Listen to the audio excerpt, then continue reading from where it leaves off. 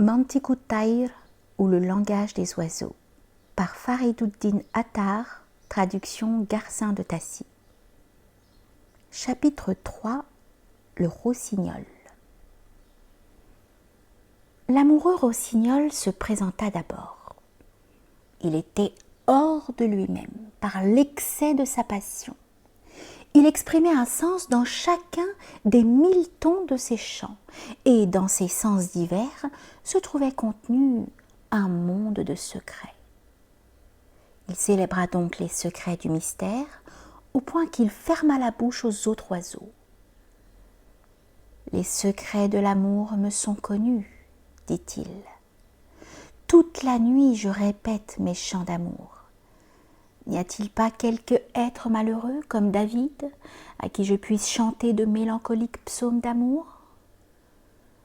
C'est à l'imitation de mon chant que la flûte gémit, et que le luth semble faire entendre des plaintes.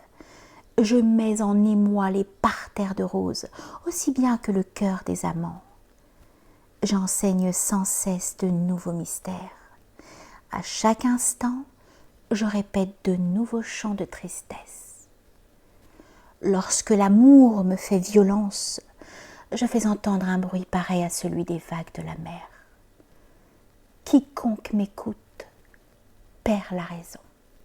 Il est dans l'ivresse, quelque empire qu'il garde ordinairement sur lui-même. Si je suis privé pendant longtemps de la vue de ma rose chérie, je me désole et je cesse mes chants qui dévoilent les secrets.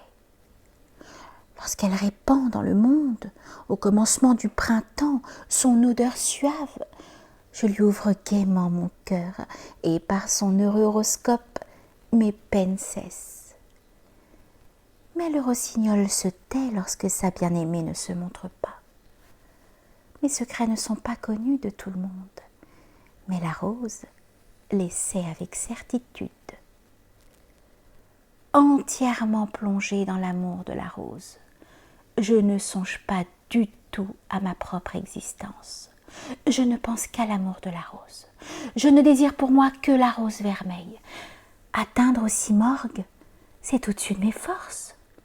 L'amour de la rose suffit au rossignol. C'est pour moi qu'elle fleurit avec ses 100 feuilles. Comment donc serais-je malheureux? La rose qui s'épanouit aujourd'hui, pleine de désir pour moi, me sourit joyeusement. Lorsqu'elle ne se montre à moi que sous le voile, je vois même évidemment qu'elle me sourit. Le rossignol pourrait-il rester une seule nuit privé de l'amour d'un objet si charmant? La huppe répondit au rossignol. « Oh, toi qui es resté en arrière, occupé de la forme extérieure des choses, cesse de te complaire dans un attachement séducteur. L'amour du minois de la rose a enfoncé dans ton cœur bien des épines. Il a agi sur toi et il t'a dominé. Quoique la rose soit belle, sa beauté disparaît dans une huitaine de jours. Or l'amour d'une chose, évidemment si caduque, ne doit provoquer que le dégoût des gens parfaits. Si le sourire de la rose excite tes désirs, c'est pour t'attirer jour et nuit dans le gémissement de la plainte. Laisse donc la rose et rougis, car elle se rit de toi à chaque nouveau printemps, et elle ne te sourit pas.